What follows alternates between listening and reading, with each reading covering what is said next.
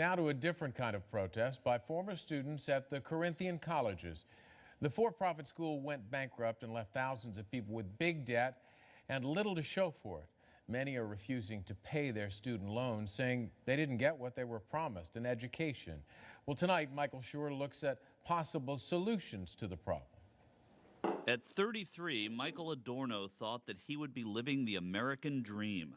I was ready to get a hold of a nice career that would enable me to, say, find someone special in my life, start a family, do the whole 9 yards. Instead, Adorno says he was trapped in a for-profit college nightmare.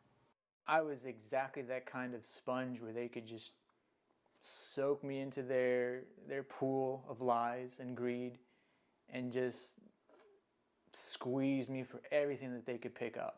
In fact, Everest College, a subsidiary of Corinthian colleges, took more than $37,000 in federal loans that Adorno was responsible for paying back. And according to a 2011 study by the National Bureau of Economic Research, students who attend for-profit institutions are more likely to be unemployed, have higher debt, and more likely to default on their loans. Just last week, we asked Education Secretary Arne Duncan whether enough is being done to help them. Is the Department of Education sort of on high alert with this problem right now? When for-profits are taking taxpayer money, not doing a good job, and leaving their students in a worse position than we started, that's untenable at every single level. And so we're going to continue to challenge that status quo very, very hard. We've seen Corinthian and others, start to shut down, and we need to challenge. So we need to do more, and we'll do that. Hold us accountable for that. We also need Congress to do the right thing here. We're going to challenge them to be a better partner, and not fight us tooth and nail, as we try to make sure we have some real clear accountability here. One of the obstacles standing in the way of reform is money. The lobbying wing of the for-profit college industry has increased their donations to Congress every year since 1990. In 2011 alone, that number was $10.2 million. But some in Congress say there's still time. It's clear we need to get Wall Street out of education. According to a 2012 Senate study, the average cost of a two-year associate's degree at a for-profit college stands at $35,000, as compared to $8,300 at a comparable community college.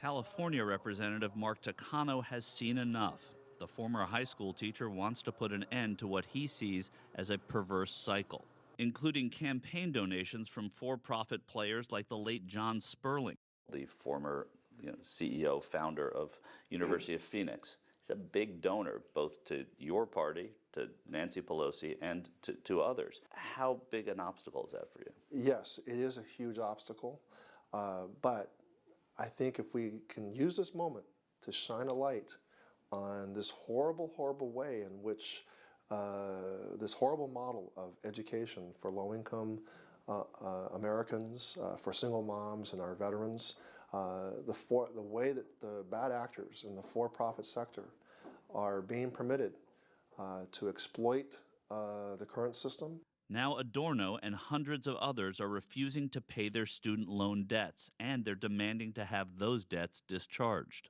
By the end of my time at Everest, I accrued $37,162 in student debt. And how much of that have you paid? None. How much do you intend to pay? None. We asked what Secretary Duncan was going to do about it. This is, in some ways, new territory. I think the past 15 years we had maybe 4 requests as a department for discharge, and now those numbers are much larger. So we're working very, very hard and want to be as thoughtful as we can. And where students have been wronged, where they have been poorly served, we want to more than meet them halfway. The students await that announcement, and Representative Takano and his colleagues know that they are up against some tough opponents in the for-profit education industry. Turns out they have friends in high places.